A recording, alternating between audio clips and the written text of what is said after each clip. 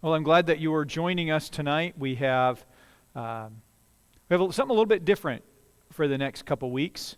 We have a little bit of a recap of 2023, and I want to start that recap by reading out of Matthew 24. But before we do that, let's stop and pray. Lord, how I thank you that you've led us here, that you've brought us to this point, that you have spoken to us about being in attendance.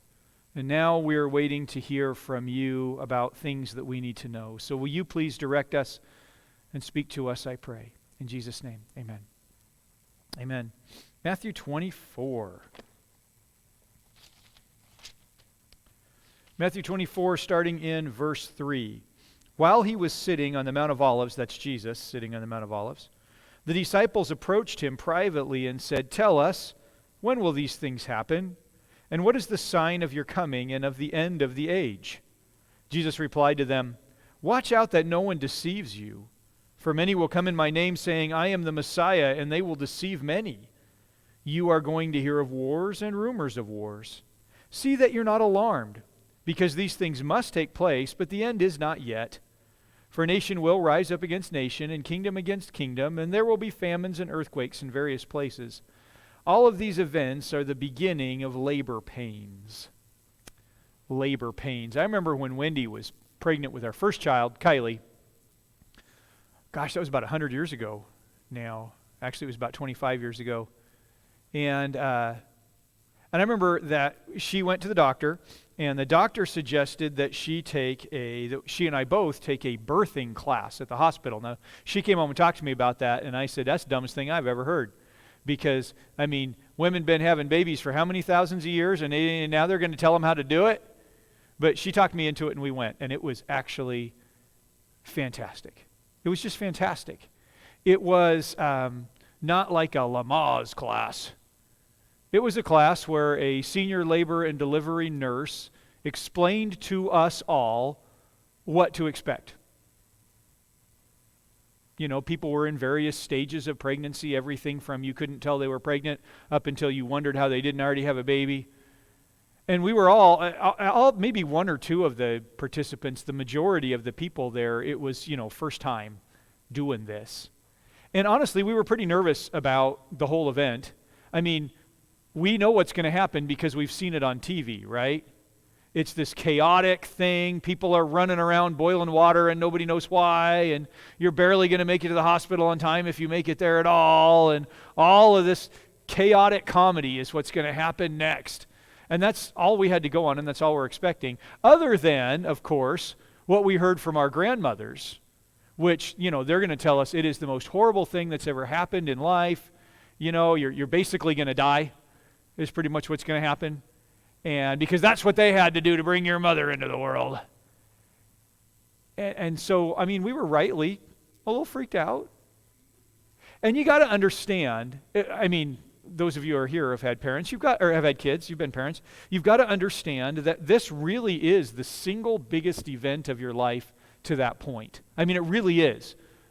So, you graduated high school or whatever, that's great. You got married, that's nice. Having a kid changes everything. And you know that. You just instinctively know this is going to be the single biggest event of your life to that point. And you want to be ready for it. And there's no way to be ready. But sitting there in this class, this senior labor and delivery nurse very calmly, very, very gently and very succinctly explained, this is what you can expect. This is how it's going to work. This is how you're going to know that it's getting close to time to have a baby. These are the signs to look for. You don't need to freak out when you start having these signs. This is what it means at this point. And don't get up and run around, and don't go panic like you see on TV, because it's not a chaotic event. She said it's actually pretty calm and pretty serene. And she was right. It was an absolutely amazing, the whole entire event was an amazing moment. That's good. That's good. We knew what to expect. Something big was coming, and she said, "Don't panic. Let me tell you what's going to happen." That's what Jesus is doing here in Matthew 24 and 25. The concept of the end is deep within humanity. It's deep in our psyche. Every society that's ever lived has a concept of the end. Every religious group or organization or concept has had some idea of how it's all going to come together and how it's all going to end. Even those who try to be irreligious or not religious have a concept of the end. Read some dystopian novels and you'll discover that even those who say, well, I don't believe in God, they still believe in the end. I grew up in the Buck Rogers era. In 1984, there's going to be a nuclear event that causes chaos all throughout the world, and humanity is going to be doomed. But there's this one lone soldier flying through the universe, Buck Rogers, who becomes Buck Rogers of the 25th century. I mean, we all knew it was going to be over. If the nuclear stuff didn't take us out, well, then it looks like maybe now, I guess, the climate's gonna. I mean, we've all known that sooner or later, it's going to be over. And so, Jesus' disciples come to him. They weren't afraid of the climate. They were afraid of what he told them. There's going to be an end. There's going to be an end to this age. And so they came to him and they said, can you give us a class on that? This will be the single biggest event in humanity at the time. And we are unprepared. All we have heard is that we should panic and run around screaming. Jesus, can you give us a class on that? Now, I want you to know that this isn't something that we talk about often in this church. As you know, we study chapter by chapter, verse by verse for the most part, with a few excursions here and there when necessary, like this one. And that as we come to passages like Matthew 24 and 25, which we did, I don't remember how long ago, we do discuss these things. We'll be getting into Thessalonians pretty soon. Some of it's discussed there. Actually, we're getting into Philippians next. It's kind of breathed about. So, you're going to see a little bit of this. But it's not something that we generally just focus on here. But it has occurred to me over the past few months that it's something that we need to talk about. We just need to be ready. There is so much going on in the world. There are so many people who are just scared out of their minds about the things going on in the world and coming up with all kinds of incredible solutions for problems that may or may not actually exist. I thought it'd be good after some real prayer and honestly after telling God, are you really sure we should talk about that? I think it'd be good if we spent the next few weeks going into Christmas, the last 3 Wednesdays of the year that we're going to be together, kind of figuring out what's going on. So tonight, we are going to talk about history, essentially. How did we get to the point that we're at today? Next week, we're going to talk more about where we are today. Still history, but really kind of the last 20 years of history, basically just the 21st century. We're going to discuss where are we as a human people. And then the third week, we're going to talk about what we can expect next, after 2023 is over. Now, before we move on, I want to put a big asterisk on the next. I remember when we went to the birthing classes there at McKenzie-Willamette Hospital in Springfield, Oregon, they said, make a birth plan. And what the birth plan is what's going to happen in having this kid. I mean, you don't know what time it's going to be. But, in your birth plan, you determine what you're going to take, and you have your bags ready to go, and your little baby car seat, and your little baby take them home and in kind of a thing. And then you talk about, what kind of medicines you may or may not decide to use, what you do and don't want during that period. And of course, part of this process of this class was learning how the actual delivery works. And so you talk about, what kinds of positions you're going to want to be in for the delivery. I know what position I wanted to be in. It was sitting over there. We're going to talk about those things in the birth plan. And then it comes time to actually have the kid. We did not plan in our birth plan for 36 hours of labor and 2 hours of pushing. That wasn't in the plan. Matter of fact, pretty much nothing that was in the plan actually went that way. Well, I take that back. The little take the kid home in an outfit in the car seat, perfect. Everything else had to change because we didn't know. We had some idea what to expect, but we really didn't know. But it was still valuable to make the plan. Because in the process of actually going through it, we had a better understanding of what we were going through because we had stopped to consider what it might be like ahead of time. Now, I am convinced that everything everyone tells you about what's going to happen next, including what I will tell you in a couple weeks, is pretty much wrong. I am convinced it's not going to come together like that. And when we get to the other side of it, we're going to look back over it and say, well, that was different. But we're also going to say, you know what, I'm really glad, though, that we stopped to make a plan. It helped us get through it. I'm convinced we're going to say that because a third of the Bible is predictive prophecy. A third of the Bible talks about what's going to happen next. And that's for two reasons. For one, so that when it does happen, we're not scared. And number two, so that when it does happen, we're prepared with some kind of a plan. That's all. So we're going to get into that in a couple weeks. But tonight, we're going to start talking about how we got to where we are today, clear back in Genesis. Everything is founded in Genesis, and we're going to start in Genesis chapter 3. And you know what happens in Genesis chapter 3. God has created humanity. He has put them into an absolutely perfect environment, but they goof. Now, the reason that they goof actually happens before Genesis chapter 3. One of the things that we read about quite a bit in the Bible, a number of places, Daniel 10 and 12, Isaiah 14, Job chapter 1, Luke chapter 10, Jude, Ephesians 6 that we just studied, a section out of Revelation 12 that we're going to talk about. Tonight that we're going to look at, one of the things that we discover as we read through the Bible is that there has been a war going on for some time. And it really isn't a war that has anything to do with us. There was a creature that God made. In Isaiah, they refer to him as Lucifer. He was the all-star. He was one of the greatest creatures God ever made. And apparently Lucifer was given something that some of the other creatures were not given. He was given free will. He was given the chance to decide how he would handle his relationship with God. Now, it's kind of weird because Lucifer's a created being, right? He's not a creator. He can't create anything. He doesn't even have any new original ideas we're going to discover as we look at this tonight. He can't create anything. But somehow he decided that he should be as good as the Creator. There is a thought that he was maybe the worship leader in heaven. There's some good thoughts behind that.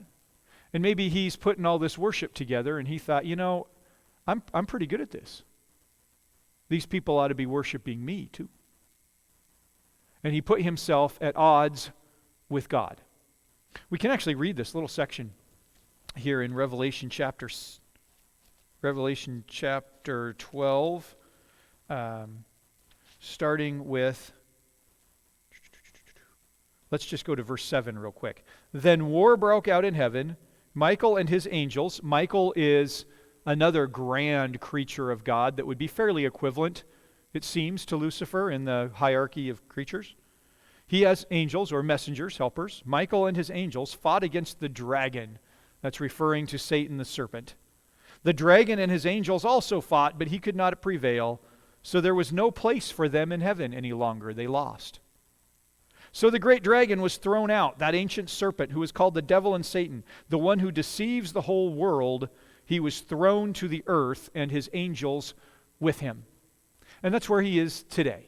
He is not in hell wearing a fancy red costume with little pointy things and a tail like Gary Larson would like us to believe. He's not there. He is on the earth. Remember Pergamum in Revelation chapter 2? I know where you live, where Satan has his throne.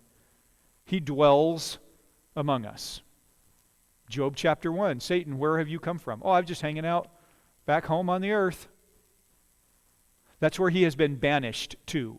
Him and his demons that serve him have been banished to the earth. And the first time we see them is in Genesis chapter 3, because you see God has made another grand creature who also has free will, a creature unlike other creatures because this creature is Trinitarian, much like God himself. That's why God says he's made in his own image. This is a creature with a physical body, with a psyche, mind, and with a eternal spirit. Something different than, sorry, Danny the dog, something different than the other creatures. Now, I want you to know right now that Satan doesn't care nothing about you. He doesn't care whether you live or die. He doesn't care whether you like him or not. He doesn't care whether you're mad at him or not. And you can stand there in your room like Martin Luther used to do and tell Satan to flee. And he didn't care. He didn't care about you. But he does hate everything God loves. And he does hate everything that reflects the glory of God. He detests those things. This is a war. It's a war. And he hates the opposing side. And so along come these creatures that love and serve God, love and serve him greatly, and reflect his light and his love on all of creation. And not only that, they reflect his dominion on all of creation. That Satan is banished here, but God's in charge of this place. I mean, that's quite the exile right there. And so Satan says, I got to do something about these creatures. And you know what happens? He comes and he deceives them. Satan is a liar. Jesus tells us in John chapter 8, as well as other places, that he has been a liar since the beginning. He is the father of lies. He comes and he deceives them. Isn't that interesting that Jesus tells us, one of the first things he tells us in Matthew 24, do not be deceived.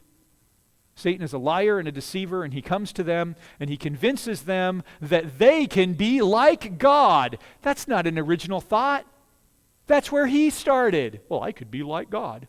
Oop, that didn't work. Well, you could be like God. No, they can't, and he knows that. And they believed him, and they rebelled against God. Now, did that mean that they went and joined his ranks? No, it didn't. He didn't care about them. He doesn't need them in his ranks. He just wants them out of the way. So he has dealt with them. Ha ha ha, they're going to be banished. Except for what we read, what God says in Genesis chapter 3, particularly verse 15. Where he pronounces judgment on the serpent. And one of the things he says to the serpent is, there's coming a man. He is the seed of the woman. He will crush your head, but you'll bruise his heel. This is what we call the proto-evangelium, the very first mention of the gospel, of the good news that God is sending someone to fix this. The someone that he's going to fix will crush the serpent. You crush a snake's head, it doesn't get back up. It's done. That's the end. It's going to pronounce death on the serpent. But he's going to get hurt in the process. That's what he tells us. There's one coming. Seed of the woman. Very interesting. Only time in all of Scripture that phrase is used, seed of the woman. Because it was thought that the men had the seed. And still today, that's a term that's used. But no, this one is different. Seed of the woman. Satan doesn't like that concept, and so he gets busy right away. They have a son named Cain. Cain means the man, or I've brought forth the man. The woman already thinks, well, here he is. But by the time that kid's a toddler, she knows he ain't that good. She gets another one, has another son. His name is Abel. Abel means like a vanity or waste of time. Having men basically is a waste of time because none of them can defeat the serpent, is what she's saying. But the serpent sees something. Abel is righteous before God. Abel is a God lover.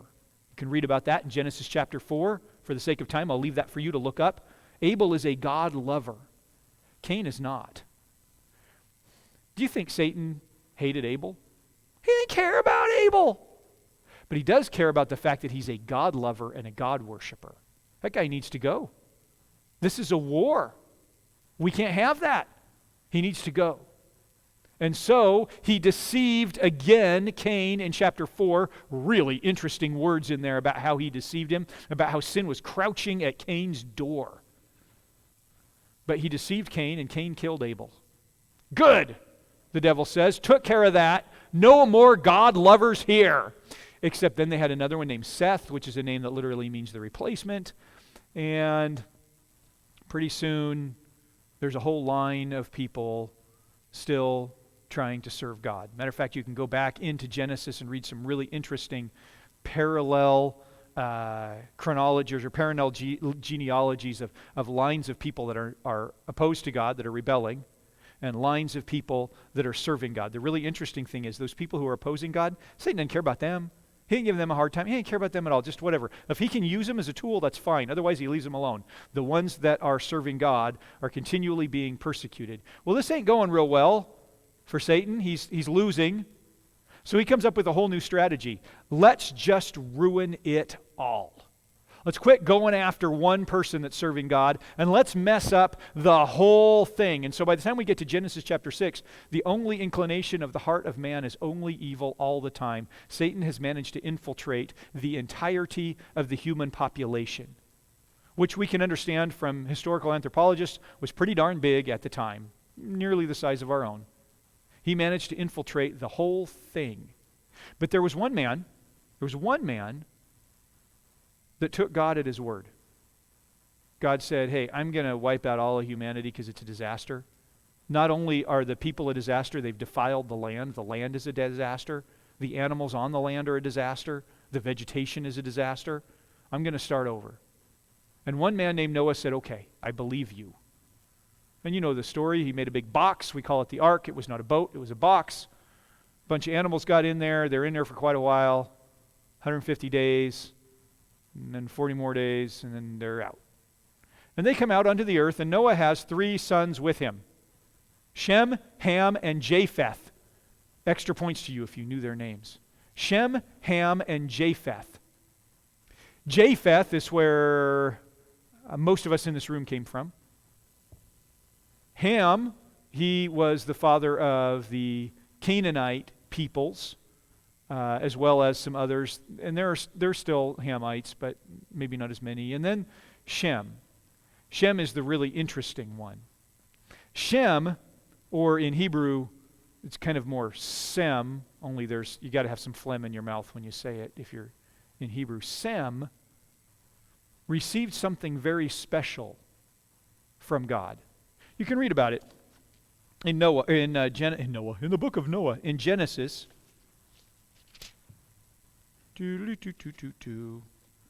Over here in chapter 9. Now God has blessed Noah. He's given him the blessings. He has told him he's going to establish a permanent covenant based on Noah's faithfulness, that he's not going to wipe out the earth anymore. And then there's a little bit of a mix-up here between Noah and his sons, but Shem was respectable. And so Noah said to his youngest son, Canaan is cursed. He will be the lowest of slaves to his brothers. He also said, blessed be Yahweh, the God of Shem. Let Canaan be Shem's slave. Let God extend Japheth. Let Japheth dwell in the tents of Shem.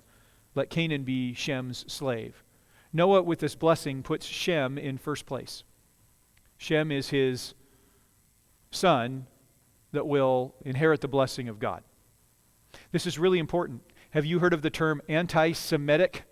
Maybe a lot recently. Sem, that's Shem. If we were going to say it properly in our English translation, we would say anti-Shemitic. It's referring to being against people who've descended from the family of Shem. But it's going to get more specific. We can just keep going, as you will discover there in the Table of Nations. Now, the next thing that happens in this great cosmic battle between the forces of Michael the archangel and the forces of Satan, the next thing that happens to a man named Abram. Abram was living in a place called Ur. Ur was a town that was known for worship of a moon god. Abram might have been a worshiper of the moon god. God called him and said, Abram, I got something better for you. And Abram took God at his word and believed him and acted on that. Listen, I'm going to keep coming back to that because that's all God ever wants from any of us. Just take him at his word, believe him, act on it. That's it. It's just not that complicated. Well, Abram is one who believed God. God said, I want you to leave everything behind and go to another land, a land that I'll show you, a land that I'll give you. There are 3 times that God re-ups this covenant with Abram. The covenant has 2 parts. By the way, it is an everlasting covenant, and it is a one-sided covenant. It's unconditional. There's nothing Abram has to do about it. This is something that God is promising. God is promising two things to Abram. He's promising that from his own heritage, his own children, there will be a nation. And out of that nation will come one through whom all of the earth is blessed. Who do you think that is? Go back to Genesis 3:15. That's the guy who's going to crush the head of the serpent. All right? Promise number one. You're going to have a nation, and out of that nation will come the one that's the blessing for all of us, the Messiah. The other thing that he promised him is land, a very specific, kind of small strip of land that is over in the Middle East, and today the nation of Israel occupies, the modern state of Israel occupies a good portion of that land that was promised to Abram at that time. That land still exists and was promised to Abram and his descendants from that point on. Now, Abram had a couple of sons, and then he had some more sons. And actually the names of the sons are remarkably interesting. You can take the time to look at them if you want, and you'll find that out of Abram's sons came many of the people groups. Many of them, those people groups just don't exist anymore. The people of Midian, Sheba and Dedan, those are people groups that don't exist anymore in that state. They are no longer known that way, and they're not like ethnically pure in that. But those people groups were pretty important. They came from Abraham. But the two that we really talk about all the time is a guy named Ishmael and a guy named Isaac. Now here's the deal. God promised Abram that from Sarah he would have a son. Now you can go back and read about it. Sarah didn't believe that, and so Abram had a son with Hagar, Sarah's slave, and that son's name was Ishmael, and he plays big into this story as we go forward. Eventually, he did have the promised son, Isaac. Legally, Isaac was considered Abraham's firstborn. That sounds weird to us because, Ishmael was older by the time Isaac was born. But Isaac was the son of Abram's legal wife, so therefore, he's the firstborn. So he receives the inheritance of Abraham. So all of Abraham's stuff. But he also receives the covenant promises. The promise for land and a nation. And out of that nation comes the Messiah. Isaac has received those covenant promises. Ishmael's not real happy about that. Ishmael doesn't like Isaac a whole lot. You can read about that as well. At one point, Abraham says to God, "Oh, that Ishmael could live under your blessing." And God says, "Listen, Isaac is the promised child. Isaac receives the blessing. I'll take care of Ishmael," he says. "Ishmael will be a great nation too. I'll take care of him. Don't you worry about that." Matter of fact, Ishmael had 12 sons that went on to be the 12 tribes of the Ishmaelites. And that's great for Ishmael. I'll take care of him. But Ishmael was not a person who sought after God. So, since he was not a person who sought after God, Satan really don't care much about him. If he can use him as a tool, that's great. But he's not going to cause problems for him. Isaac, on the other hand, well, things just didn't always work out for his people. Before we get deeper into that, take a look at Revelation chapter 9. Revelation chapter 12. A great sign appeared in heaven, a woman clothed with the sun, with the moon under her feet and a crown of 12 stars on her head. She was pregnant and cried out in labor and agony as she was about to give birth. Then another sign appeared in heaven. There was a great fiery dragon having 7 heads and 10 horns, and on his heads were 7 crowns. Its tail swept away a third of the stars in heaven and hurled them to the earth. The dragon stood in front of the woman who was about to give birth, so that when she did give birth, it might devour her child. She gave birth to a son, a male who is going to rule all nations with an iron rod. Her child was caught up to God and to his throne. The woman fled into the wilderness, where she had a place prepared by God to be nourished there for 1,260 days. Then, as we read, war broke out in heaven. Skipping down to verse 13, when the dragon saw that he had been thrown down to the earth, he persecuted the woman who had given birth to the male child. That's really the story. That's the story I'm telling you right now. The woman is the nation of Israel. We know that Because in Genesis 37, Joseph, one of the sons of Jacob, who was the son of Isaac, who inherited the blessing from God, he says he has a dream. And there's sun and moon and 12 stars, and 11 stars, he's one of them. That is the nation of Israel. It's the beginnings of the nation of Israel. The woman is the nation of Israel. The child she's giving birth to, who's that? Well, that's Jesus the Messiah. The dragon, who's that? We already know that's the serpent. He doesn't want that Messiah to be born. Why doesn't he want the Messiah to be born? Because it's going to crush his head. He's going to lose. So he wants to interrupt this process. But he can't. He's been defeated in heaven. He's been thrown down to the earth. And the Son is being protected by God. So he gets mad. And what do toddlers do when they're mad? They throw a temper fit. By the way, there's some teenagers who do that too. Anyway, and the temper fit that he throws is at the nation of Israel. I mentioned anti-Semitism being against the people of Shem, and it really comes back down to this particular group of people from Shem, these Hebrew people, the Semitics, the Shemites. All kinds of prejudice are bad. That's just the truth. I mean, you see me driving down the street in some beat-up, rusty old Hulk, and you're like, well, that's a piece of garbage. Oh, but I haven't popped the hood open for you to see my 400-power monster under there, right? All kinds of prejudice are bad. Meeting people, we make judgments very quickly about the people based on what they look like, what they talk like, what they're wearing.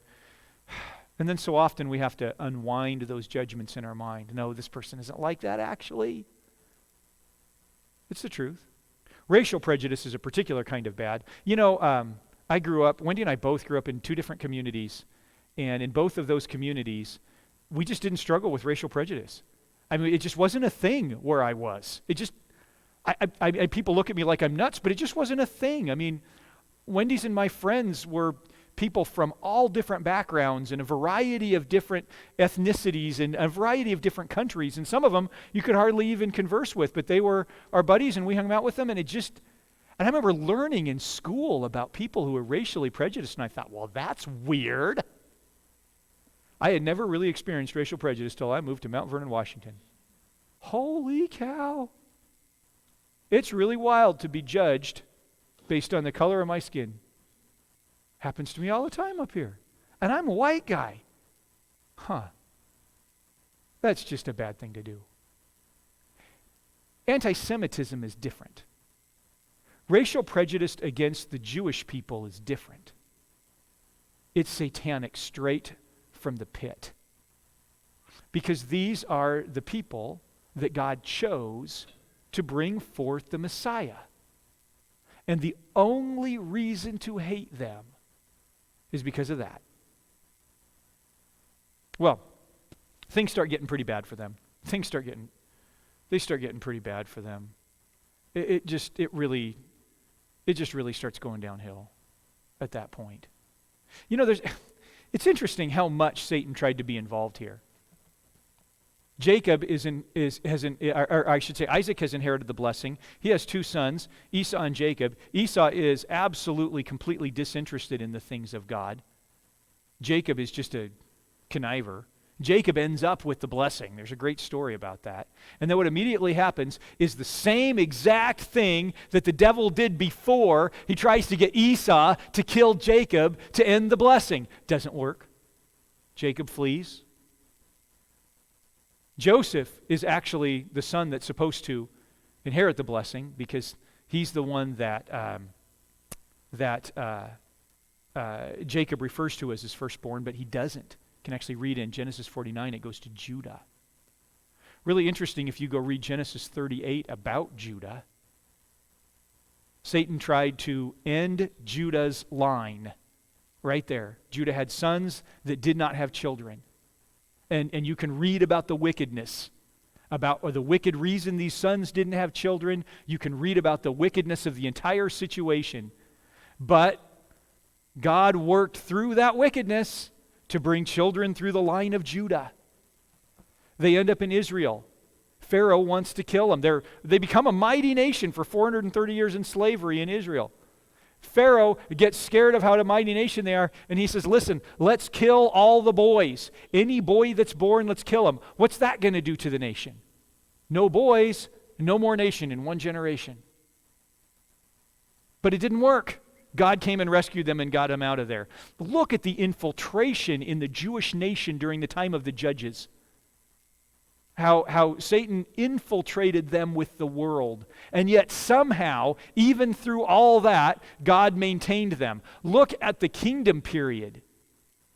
From the line of Judah, and then from the line of David now. David the king. Well, David wasn't the king yet. He served Saul. Saul started out a pretty good guy, but you can read about how there was an evil spirit that tormented Saul. And when that evil spirit tormented Saul, what did he try to do? Kill David. Again and again and again. Let's end this line. And it just keeps going. 2 Kings 11, an evil queen that is not a Judahite comes in and kills every Davidic descendant. Kills every last one of them except for one that she didn't know about. A little boy that got snuck off by his wet nurse, snuck him off and took care of him and raised him until he was about 9 years old. His name was Joash, and he carried on the Davidic line. Again and again and again, these people have faced near genocide again and again and again. And yet they stayed in the land. Oh man, they were exiled. 10/12 of them were carried off and dispersed. They were brought back. Oh, there was the movements of the Seleucids that just about ended the nation. I mean, again and again and again, these people have faced near genocide because the dragon is warring against them. Whew. You think we got it bad? Oh, Satan's just causing me problems again. No, he's not. It's called life. Worst case scenario might be one of his lower minions because they really don't care about you. Unless you're reflecting the glory of God. Unless you're in love with Christ. They're not causing you problems. We'll talk more about that tomorrow. Or not tomorrow, but next Wednesday. Anyway. But these people have faced it again and again, and yet in the middle of all this, at a point of great oppression for the Jews, the Messiah comes. Jesus is born. Now, there were some people who didn't know who he was, but the devil was not one of them. You can see that in Matthew chapter 4. You can see that, a variety of different demons who call out who he is. Think about the legion of demons that called him out. The devil knows exactly who he is. He is the one who has come to crush the head of the serpent. So the devil cooks up this plan. He's going to use the forces that he has. He has infiltrated Jewish society at that point so much that he's got the Pharisees on his side, he's got the scribes on his side, he's got the Herodians on his side, he's got the Sadducees on his side. That's enough. Don't care about the Essenes and the Zealots. We're not going to work with them. I got these 4 groups. Oh, and you know who else he had on his side? The Romans. We're going to get this Jesus. And all he needed was one more player, and he got him. Judas Iscariot. He's got the team together. We're taking down Jesus. And they crucified this one who had come to crush the head of the serpent. You ever thought about 1 Corinthians chapter 2, verse 8? None of the rulers of this age knew this wisdom, because if they had known it, they would not have crucified the Lord of glory. If they would have known what was really happening, they wouldn't have done it. Who is the ruler of this age? Well, it's the devil. If he would have known what was going to happen, he wouldn't have done it. They played right into his hands. I bet there was a big party on Friday. I bet the devil and all his guys got together and had a big old wicked party. But they weren't partying on Sunday when he rose up out of that grave. And since he rose up out of that grave and made life for all of us, the serpent's days are incredibly numbered. And the serpent knows that. He knows his days are numbered. Now, what's the serpent hate? God. And anything God loves. Anything that reflects the glory of God, anything that has to do with the plan of God, anything God loves. There are two groups of people on the planet today whom God has said his love is particularly upon. Who are those two groups? The Jews and the Christians. Who are the two most persecuted people groups in the world today? The Jews and the Christians. More Christians died in the 20th century for their faith simply because they were Christians than in all of the first 19 centuries of Christendom combined. And what happened to the Jews? Wow, what a story. We'll try to get through it fairly quickly. If I go over, I'll just have to go over because it's pretty important. In the year 70 A.D., the Roman general Titus, who was the son of the new Roman Emperor Vespasian, decided it was time to quell these Jews once and for all. He'd had enough of them. They had been causing problems in the eastern part of the Roman Empire for way too long, and he's just going to take care of them. And boy, did he. After a fairly brief siege of the city of Jerusalem, Titus just came in and flattened the thing. You can go and read. I have stuff written down here that I don't have time to read about for you, but he just absolutely destroyed the city. His plan was to completely rid the earth of the Jewish people. I mean, his plan was absolute genocide. When the Roman soldiers came through the city of Jerusalem, they killed every living human of any age, of any rank that they saw, babies to old ladies. They just killed them all.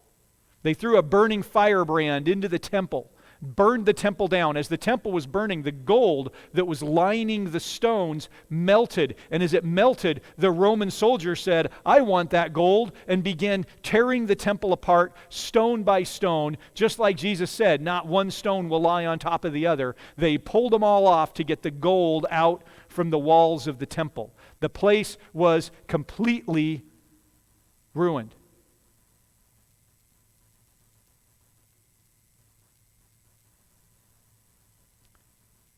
And then it got worse. The name of the city of Jerusalem was changed, and the name of the land was changed. The land had been known at one time as the land of Israel. During this time, it was known as the land of Judea, which, by the way, is where we get the term Jew, Judea, or we say Judah. But the Roman emperor wanted the Jewish people forgotten about.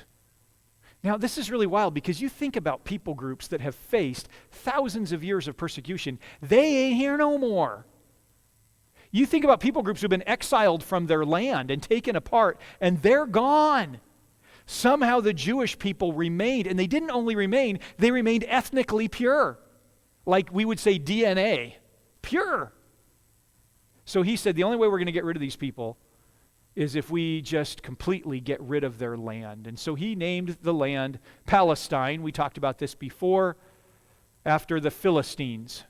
They were the arch enemy of the Israelis, or the Israelites back in history, and so they just named it that. The land of Palestine, like it's not even there. Now, the interesting thing is, the Jews never really left. They were still there. Not very many of them. What the Bible refers to as a remnant. And eventually they started coming back. You know what it says in Deuteronomy 30? When all these things happen to you, the blessings and curses I have set before you, this is God talking to the Jewish nation. And you come to your senses while you're in all the nations where the Lord has driven you, and you and your children return to the Lord and obey Him with all your heart and soul by doing everything I'm commanding you today, then He will restore your fortunes, have compassion on you, and gather you again from all the peoples where the Lord your God has scattered you. Even if your exiles are at the farthest horizon, he will gather you and bring you back from there. The Lord your God will bring you into the land your ancestors possessed, and you will take possession of it. He will cause you to prosper and multiply you more than he did your ancestors. Now let's pause for just a second. Why are we talking about the Jews? Why does that even matter for where we are today? I mean, they were pretty much done after 70 AD. Why are we even talking about them? Well, there's really one reason, and that's because that's what God talks about. We talked at the beginning of this about how we're going to look for the signs of the birth pains. Jesus said, these are the birth pains. These are the labor pains. This is how you know it's all getting started. We want to look for those signs. We want to be ready. Guess what God has used for his signs? The nation of the people of Israel. I have heard it said that the nation of Israel is God's clock. It's what he uses to time humanity, the nation of Israel. And I have heard it said that the city of Jerusalem is God's minute hand on that clock. If we're going to know what's going on, we got to look at the Jews. But what about the Christians? We'll talk about them a little bit more next week. I'll tell you one thing about the Christians. Here's what Paul says about us. But know this, hard times will come in the last days, for people will be lovers of self, lovers of money, boastful, proud, demeaning, disobedient to parents, ungrateful, unholy, unloving, irreconcilable, slanderers, without self-control, brutal, without a love for what is good, traitors, reckless, conceited, lovers of pleasure rather than lovers of God, and holding the form of godliness but denying its power. That's what happened to the Christians right there. By the way, did I describe some people you know? Like pretty much everybody? That's what happens to the Christians. And we're going to talk more about that next week. But we need to finish talking about the Jews because this gets really interesting right now. So in 70 AD, the nation is essentially gone. It's gone. There is no more Judah or Judea or Israel. There are no more politically Israeli people. But the people still considered themselves Jews. And they considered themselves very important to God. They were the chosen people. And they clung to the promise of the covenant of God that there would be a nation, that the nation would produce the Messiah, and that the nation would own this particular piece of real estate. They clung to those all through the Middle Ages for a couple thousand years. They clung to those concepts. Now, the land itself of Palestine stayed pretty devastated for quite a while. In the 6th century, there was a caliph, an Islamic, a Muslim caliph, and his name was Umar. Took me a second. Umar, the Muslim caliph, decided that you got to understand how Islam works. Islam works by conquering other people, all right? The spread of Islam is not because one neighbor told his other, I found this great religion and it's helping me, and the neighbor said, oh, I want to do that. Islam works by conquering land and conquering people. That's how it's designed. Go read the Quran. We don't have time to talk about it tonight. That's how it's designed. Now, this guy, Umar, wanted to make a name for himself and make a bigger caliphate, and so he came and conquered what was, at the time, known as Palestine. Now, there weren't a whole heck of a lot of people there. There were, we think, at that point, between 5,000 and 10,000 Jews in the land. Not a lot of people. There were some Arab peoples. The Arab peoples were pretty much told, by the way, you're Muslim now. They were nomadic peoples. They weren't even really settled in the land. Pretty easy to conquer the place. But he made a name for himself by coming in and conquering this place. He used the name for the city of Jerusalem that the Romans had given it, which was Aelia. That was the name that he used for it, the city of Aelia. Now, there was a mound there, or a mountain, where the temple, Solomon's temple, had stood. By the way, the latest mention we have of this is 1925. The Arab peoples have said that there is no doubt, historically, that's where Solomon's temple stood. Anyway, they all told him, yeah, there was a temple to the great God there. And he said, well, I don't believe in no great God. My God is greater. And so he began work on a mosque there that was finished in the year 691, the Dome of the Rock Mosque. It was part of the procedure that Islamic peoples did when they conquered a land. They would come in and build a mosque or a sanctuary at the highest religious point that the people who used to be in charge of the land had. And so they built this mosque there. Came across a quote today that says, there is no evidence that at this early point in Muslim history, the city was identified as the distant sanctuary. I'm not going to try to read that in Aramaic. Referred to in the story of the Prophet Muhammad's ascent. That came much, much later. There really wasn't any significance to this land except that they conquered it. All right? Very important, by the way, that they conquered it. By the way, who is it that the Muslim people worship? Allah. Yeah, sure, right. Okay. Is that, we all worship the same God. It's all the same because, Abraham was monotheistic, and we're all from Abraham. Are they all from Abraham? Well, this is interesting. This gets really interesting. Who are the Arab peoples? Where did they come from? If you ask them, they'll tell you they descended from Ishmael, from the 12 tribes of Ishmael. That's what they'll tell you. Now, whether that's true or not, I don't know. There's no reason to doubt it. We haven't done the right anthropological DNA studies at this point, but it's likely. It's very likely. That's what they've held to for thousands of years, that they are the descendants of Ishmael. Who do they worship? They worship Allah. What is Allah? What is the symbol for Allah? Well, it's a moon. They worship the moon god, the one that Abraham left behind to go worship Yahweh God. Wow, it's about to get even more interesting.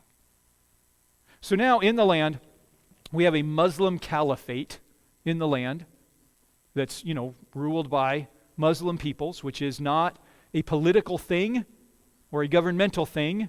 It is a religious organization, so the land is now held and ruled by a religious organization. It stays that way for quite a while. We're going to skip through the Crusade period just because we're running out of time. The Crusade period, there were some misguided Christian political figures who felt like it was their job to go in and win this land back to Christ. And so they went in and battled, and then they actually did win for a while, and then they lost again. There was a guy by the name of Saladin that came through in 1187 and chased the Crusaders out of Jerusalem. And when he took over Jerusalem, he did a really interesting thing. There's a wall on the eastern side of the city that has a gate there. It's called the Golden Gate. Not the Golden Gate Bridge, it's the Golden Gate. And it really, you can go home, look it up online. It's a wall that has 3 kind of portico entrances in it. And he sealed up that wall. Now, he sealed it up because the Crusaders had opened it, but the Crusaders opened it because when they built the Dome of the Rock Mosque, they sealed it up. And why were they concerned about that? Well, they were concerned about that because of Zechariah 14, which I have written down here somewhere. Oh, I guess I don't. We'll go look it up real quick. Zechariah, I'm not even going to look it up. I'll just tell you what it says because we're running out of time and you don't want to watch me flip through my Bible. In Zechariah 14, it says that is the gate that the Messiah will walk through when he returns. And the reason it's that gate is because Ezekiel chapter 10 tells us that when God departed from the temple back in the days of apostasy, when the Babylonians were coming, and God departed from the temple, he went out through that gate. And God said that gate will be sealed in Zechariah 14 until the one that has been chosen, the Messiah, walks back through it. Well, the Crusaders opened it because they thought, then he'll come. And Saladin closed it back up. And I don't know if he had any idea why he was closing it back up, but he was just doing what God said to do. And the land sat like that for quite a while. The Ottoman Empire, which was a Muslim Turkish empire, arose to power and was in power from the 14th through the very early part of the 20th century, so a long time. They were in charge of the land during that time. They had a pretty, they didn't really care what happened. As long as people didn't cause any problems, they didn't really care. So Jews continued to live in that land. Jews have lived in that land since the days of Isaac, and they continued to live in that land. Well, I guess they had the sojourn to Egypt. So let's say since the days of the Exodus, they've lived in that land. And they continued to live in that land during that time. We're not sure how many, around 10,000, not a large number. But then there weren't a whole lot of people in that land at all. I mean, our best estimates for the amount of people in that land at the end of the Ottoman Empire are, maybe 150,000, maybe. And a lot of them were Christians. There was a big Christian population there and a reasonably sizable Jewish population there, and then a number of nomadic Arab tribes in the land. And it stayed like that until the Ottoman Empire fell. And the Ottoman Empire fell at the end of World War I. And at the end of World War I, that whole portion of the Middle East, Israel and the countries around it, that are now what are the countries around it, was put under the charge of the British Empire. The British Empire at the time was the largest empire on the planet. Matter of fact, it was probably the largest empire it's ever been on the planet. There was a saying, the sun never sets on the British Empire. And that's because at any point, the sun is up. It's shining on the British Empire. It was all around the world. And because it was big and powerful, they were given that chunk of land to try to tame, as it were. And it didn't really go real well. It just honestly just didn't. A couple of interesting things begin to happen. And the first one happened just before that, in 1882. There's this thing in Isaiah 43 that says, "Do not fear, for I am with you. I will bring your offspring from the east and gather you from the west. I will say to the north, give them up, and to the south, do not hold them back. Bring my sons from afar and my daughters from the ends of the earth." This had not happened. This had not happened. This was an unfulfilled prophecy. Matter of fact, there were a lot of unfulfilled prophecies.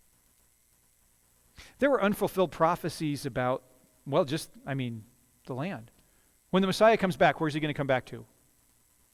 A place called Israel. He's going to land on a thing called the Mount of Olives. And then he's going to walk through the Golden Gate into the city of Jerusalem. But for hundreds of years, nearly 2,000 years, there was no Israel, there was no Jerusalem, there was no Golden Gate, there was no temple, and there were no Israelites. For a long time. So much so that many of the Christians said, we don't even see how these prophecies could ever be fulfilled. There's no way. The Israelite people are gone. The nation is gone. There's no way it could ever be fulfilled. And so they developed this thing that today we refer to as replacement theology.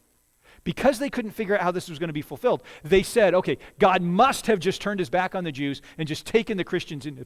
He must have just had enough of the Jews and just cast them from his presence in 70 AD, and he's put the Christians in that place, and all of those prophecies must be symbolic and for the Christian. But that's not at all what God said. He said this is an eternal covenant. It's a one-sided covenant. I'll do it no matter how the people behave. Go read Romans 9 through 11. Even the Christians understood, the early Christians understood, God wasn't done with the Jew. It was still his plan. It was still his timing. I remember about 2 months before Kylie was born, I remember thinking this was never going to happen. I remember about 6 weeks before she was born thinking, you've got more? I remember about a month before she was born, it was getting hot out. And Wendy was like, I am so done with this. And it just kept going and going. It was the longest 9 months of our lives. There were no birth pains. We were waiting for the labor pains. We were waiting for things to start to happen. And they weren't happening. In prophecy, the first birth pains, the first things that start happening is what I read you in Isaiah 43. Do not fear, for I am with you. I will bring your offspring. I will bring them back from all the four corners of the earth. I'll say, give them up. Don't hold them back. Bring back my sons and daughters from the very ends of the earth. Jews had no interest in living in this dusty mess called Palestine. They had no interest until 1882. You remember hearing about the anti-Semitic pogroms in Eastern Europe? In Eastern Europe, there were a lot of Jews living there. They scattered all over. And listen, wherever the Jews have gone, they have been very blessed by God.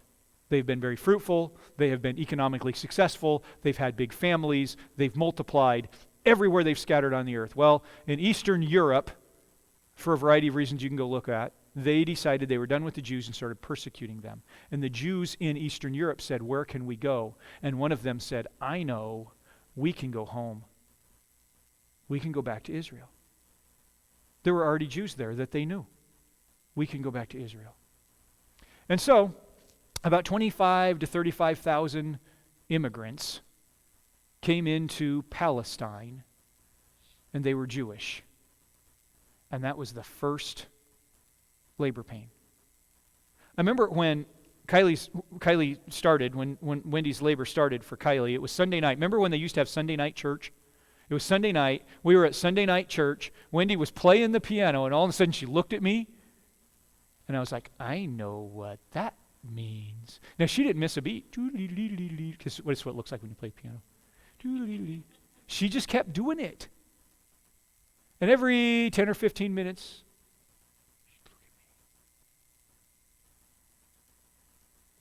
it really wasn't bothering her at the time. It really wasn't intense. And they were pretty far apart. I mean, the whole service, we had what, maybe 4 of the things? But we knew what that meant. We took the class. We were prepared. We'd heard about this. We knew what that meant. Baby was coming. 1892. Something totally strange and unusual happens. The Jews start wandering home, just like we're told that they're going to do. In 1896, a man named Herzl, Theodor Herzl, was an Austro-Hungarian journalist who was covering something called the Dreyfus Affair. You might want to look that up. It's pretty interesting. And as he was covering that, he came up with this concept that there should be der Judenstaat, a Jewish state, as a response to the anti-Semitism that Jews were facing. There should be a place where they can go that's their own country. He floated this idea, and in 1897, those people who had emigrated back, along with the Jews who already had lived in the land, came up with a thing called the Zionist Congress. Zionism, the word Zionism has been given a negative connotation today, so don't take it as a negative connotation. Matter of fact, in some places that's considered a racist term. Zion is another name for Jerusalem, essentially. And what they're saying is we want to have our own state and our own capital city. Much like the United States had a continental Congress even before it was the United States, they had the Zionist Congress to start working on the concept of putting this back together. In 1903, there was another pogrom in Russia, and a whole bunch more Jews came. In 1909, there was a brand new city founded, Tel Aviv. I've seen pictures of what it looked like when they were first getting started. There was nothing there. I mean, it was kind of like a great big beach. It wasn't like there were people there. There was nothing there. There was no farmland. It was just a wasted space.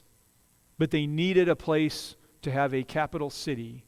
And so they built this city, Tel Aviv. And then, oh my gosh, the most amazing thing happened in 1910. A man published a Hebrew dictionary. Oh, I don't care about that. What's that matter? Hebrew was a dead language. It was gone. All of the ancient texts are written in Hebrew.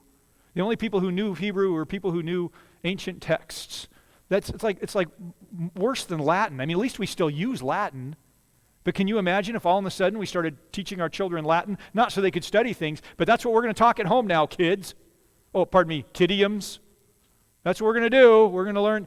That's what happened in 1910. A man published a Hebrew dictionary, and the Jews said, you know what? That's our language. We should be speaking this. And a language that had been dead for thousands of years. It was a dead language when Jesus was there. A language that had been dead for thousands of years came back to life. And the one thing that codifies people together more than anything else is a common language. So you got Jews coming from all over Europe with all kinds of different languages, but they're getting there and they're learning Hebrew. 1917, now Britain is in charge. They issue this thing called the Balfour Declaration. It endorsed the concept of a Jewish state in Palestine. I just don't have time to go through it all. The Jews started an independent defense force in 1920. In 1922, the official British mandate began. In 1922, the League of Nations says Britain is now in charge of the territory of Palestine. And how do you think that worked out? The Arabs didn't like that, and they began to protest. They protested against the Brits being in charge, and they wanted two things, the Arabs that were there. They wanted the Brits to leave, and they wanted the Jews killed. It's not that they wanted the Brits to leave and the Jews to go somewhere else. They wanted the Brits to leave and the Jews killed. Why'd they want the Jews killed? Why'd they want the Jews killed? Do you think it was because they didn't like their Hebrew? Do you think it's because they felt like their land was being invaded? That's what our media wants us to think. But there's something we have to remember. They worship the moon god. They worship Allah. And they had taken that land for Allah at one time. And according to how the Muslims think and work and what it says in the Quran, once that land belongs to Muslim peoples, it can never belong to anyone else. Once it's been taken for Allah, it must remain Allah's. Well, they didn't mind having a few Jews in there. They could oppress them. But having this many Jews, that ain't good. And now Britain's in charge, and Britain had said 5 years earlier, there should be a Jewish state, and it should be in this land. And they didn't like that at all. This is supposed to be Muslim land. This is not an issue of people fighting over real estate, saying, well, this is where my property is, and that's where your property is, like we might have happen in our neighborhoods on any given day. This is an issue of religion. And they said they didn't want the Jews there, they wanted them killed. And as a matter of fact, they tried to do it in 1929 in Hebron, an ancient Jewish city, known as a Jewish city since its founding, Hebron. The Arabs came in and killed a bunch of them. It was a day known as the Hebron Massacre. And then in 1929, about 200,000 more Jews came from Western Europe. Why do you suppose they came from Western Europe in 1929? Well, there was something starting there, particularly in Germany, that continued a migration of Jews into the land for about 10 years. In 1939, they could no longer migrate there. The door was closed for migration because of something known as Nazism. Yeah, okay, I'll hurry up. I'm told I have to get done. You can leave. I can shut it off. Take my truck. Okay. And then just to speed things up a little bit, World War II changed everything. At the end of World War II, a few different things happened. The main one was something known as the UN Partition Plan. The British came up with this concept. If the Arabs want their own state, like they're saying, then let's just give them one. The Arabs were saying 1936 there was a big revolt, and they said kill all the Jews again. And the reason is because we don't have our own state, and we need our own state. We need an Arab state. By the way, there are, I think, I'd have to double check my numbers. I will for you next week. I think there's 48 Arab states in the world right now, and I think that 23 of them are Muslim. But this group of Arabs in Palestine said, we need an Arab state. There's no Arab state. And so the Brits said, hey, that ain't no big deal. Listen, the Arabs' ancestral homeland is on the east side of the Jordan. So let's just divide the land down the Jordan. We'll have this part of the land that we'll call Palestine, and this other part of the land we'll call the Transjordan. And the Transjordan, the Arabs, they can go, that's where they're from. They can go back there. And the Israelis, who are historically from this other little strip of land, they can go there. Seems like a sensible idea to me. The Arabs said no. Now, they did go ahead and take that other part of the land. It's now the nation of Jordan. That's where that came from. But they said, no, we're not going to go with that idea. We want the Brits out and the Israelis killed. But instead of that happening, well, you know what happens next. There's a couple of things we've got to skip that are really important. But in 1948, in May of 1948, Israel pronounced its independence from British authority, and that it would now be an Israelite state. And then, I got to skip all this really good stuff. Something else really important happened in 1967. Now, it was not easy for the Israelites in any of that, for the Israelis. I mean, immediately upon announcing that they were forming a state, Egypt and Syria and Iraq got together and tried to wipe them out, but they were defeated.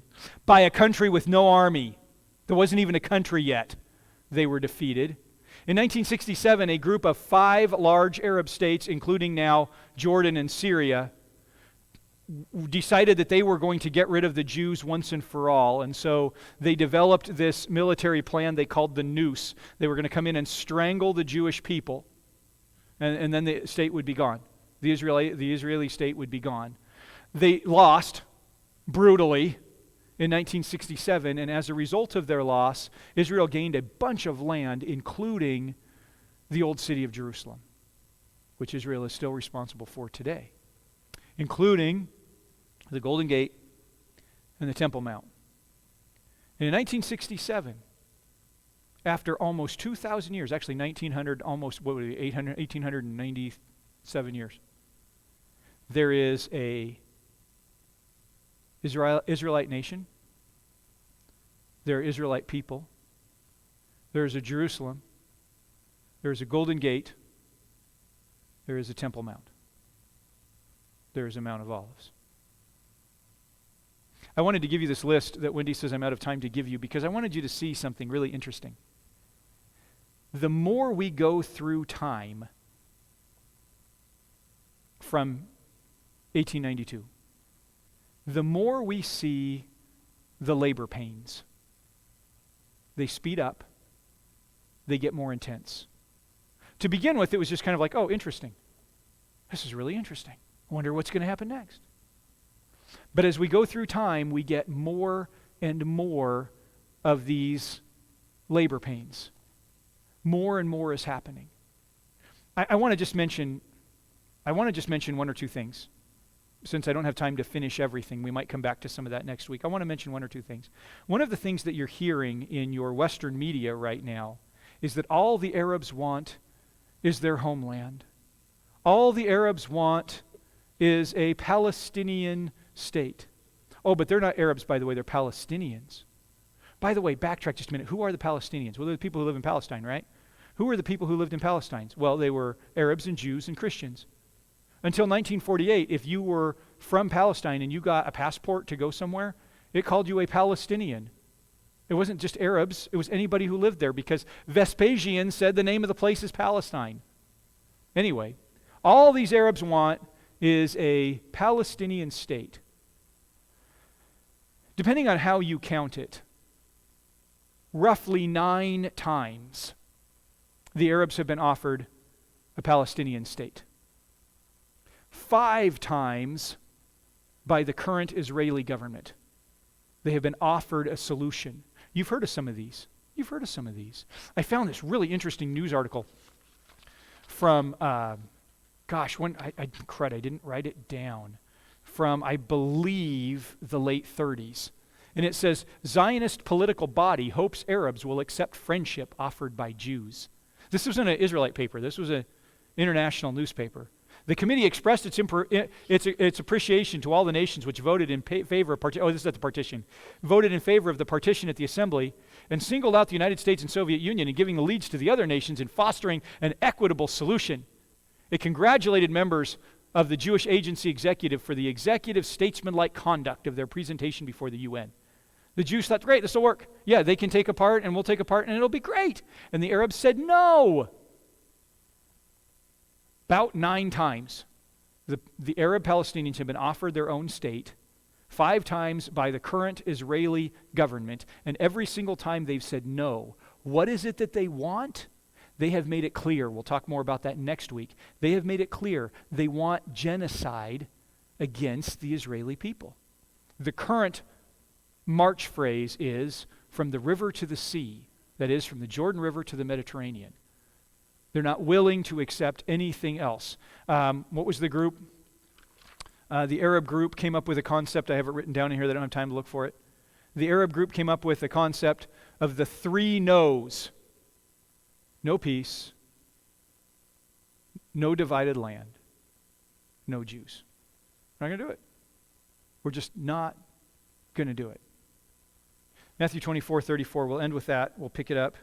Next week, it'll probably be, honestly, I'd like to tell you it's going to take less time next week, but probably not. Let's just be honest. Matthew 24, starting in 32. Learn this lesson from the fig tree. As soon as its branch becomes tender and it sprouts leaves, you know that summer is near. In the same way, when you see all these things that are in Matthew 24, much of what you've talked about, recognize that He is near, at the door. Truly, I tell you, this generation, the generation that sees these things, will certainly not pass away until all these things take place. That's what you need to know. I don't tell you these things for you to freak out. We have the plan right here. We'll talk more about it next week. We know what's happening. And it's going to be absolutely amazing. It's going to be absolutely fantastic for those who are following Him. We've already won. The serpent's head will get pounded. Oh, but I wanted to grow up and get married and have babies. You know what? If you miss out on that, because it comes before that happens, you will not miss out on that. Jesus said, nobody who leaves mother or father or home or family behind for me is going to miss any of it. You're not going to miss out on that. It's going to be really good. We got a whole bunch more next week. We'll catch up to the 21st century next week, and we'll find out. That's how we got here. Now we're going to find out next week where we are at. Let's pray. Thank you, Lord, for leading us, for caring for us, for guiding us, and for getting us to this point. I pray, oh God, that we will be richly founded in you. We thank you, Lord. Amen.